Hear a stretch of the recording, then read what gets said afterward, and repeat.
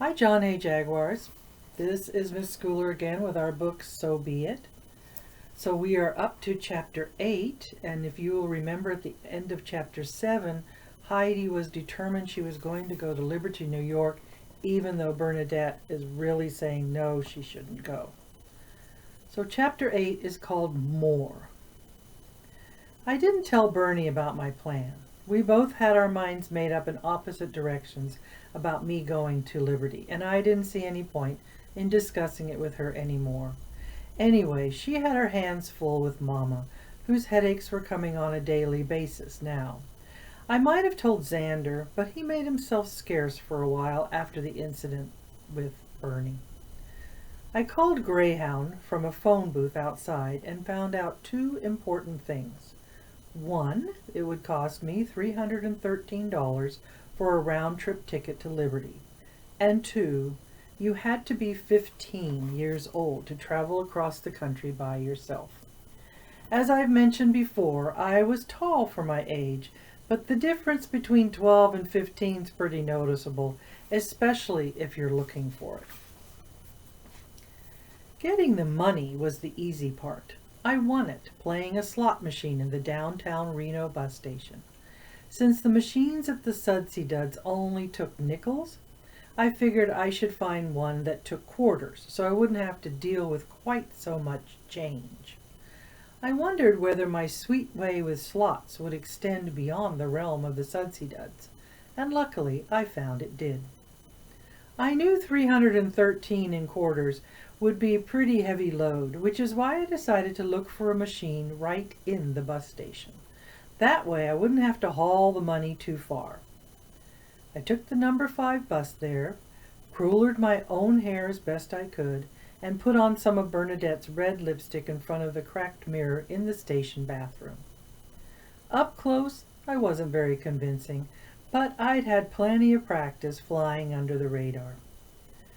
It took me a little over half an hour to win the money off of a big machine I found near a fast food joint called Tommy Bunn's Hot Dog Heaven. I nearly had a heart attack when the coins started chunking down into the bin. They seemed so big and loud compared to the nickels I was used to at the Sudsy Duds.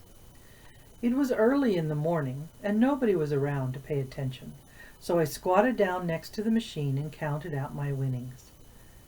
1,256 quarters, $1 more than I needed.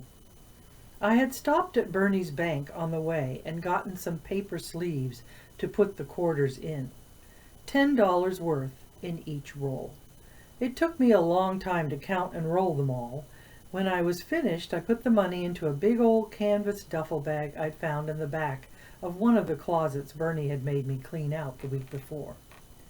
I dragged the bag across the floor a little ways to a bench near the ticket windows. It was too heavy to drag all the way back over to the bathroom, so I wiped off the lipstick with the back of my hand and unpinned my hair, using my fingers to comb out the biggest tangles. Then I sat and waited for the right person to come along and help me buy my ticket. It didn't take long. She was kind of beat up looking, with frizzy dark hair and black eyeliner all the way around her eyes. Her lips were thin and turned down in the corners in what could have seemed like a mean way, except I had a feeling she was okay underneath. Bernie probably would have found something wrong with what her eyes were saying, but I had to use my own judgment, and she seemed all right to me. She sat down 2 benches away from me, her legs sticking straight out in front of her, snapping her gum and reading a magazine. I walked over, dragging the bag behind me, and got right to the point. "I need somebody to buy me a ticket," I told her. "Running away, are you?" she said. "Boy, I know what that's all about, kiddo. Do I ever? But I ain't got no money for a ticket out of here. Not for you or me neither." I didn't bother to explain to her that I wasn't running away. She probably wouldn't have believed me anyway. "I've got the money." I opened the bag and showed her the rolls of quarters. "Geez Louise, what'd you do, rob a piggy bank?" She laughed. Her teeth were crooked and the front left one was chipped and gray. "So all you need is for me to buy it for you? How come you can't buy it yourself? You got enough money, right? I nodded. I'm not old enough to ride alone, I explained. Well, how old you gotta be? She asked. 15, I said. You could be 13, she said, squinting at my face, but not 15. I know, but when I get on the bus, I'm going to ask somebody to let me pretend I'm with them. That way the driver won't ask me how old I am. She smiled. You got a plan, don't you? I like that. Girl with a plan. Hey, you maybe got enough to take me along? She asked, arching a plucked eyebrow and eyeballing the roll of quarters. No, sorry. All the extra I've got is these. You can have them, though. I fished around in my pocket and held out the 4 extra quarters that I'd won. She gave a crooked smile and shook her head. Keep it, kiddo. Where are you looking to get, anyway? She asked. Liberty. Oh, I hear you. Where are you going, really, though? She said. Liberty, I said again. It's in New York? Oh, never heard of it. So what's in Liberty? She asked. I won't know for sure till I get there, I said. She smiled again. You're pretty deep for somebody so low to the ground, she said. Come on, let's go get you a ticket. She helped me drag the duffel bag to the ticket window.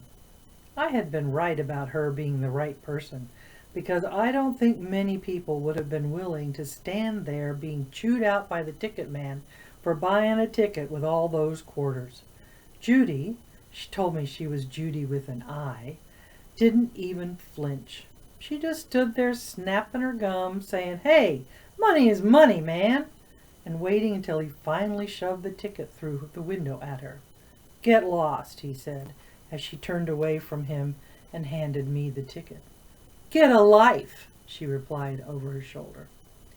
I thought about Judy saying that, and about how the way she said it made it sound insulting. But later, after I'd thanked her and was standing at the number 5 bus stop with my ticket to Liberty and the 4 extra quarters in my pocket, I found myself saying it softly under my breath. Get a life, Heidi, get a life. And there was something about the sound of it that I liked a lot.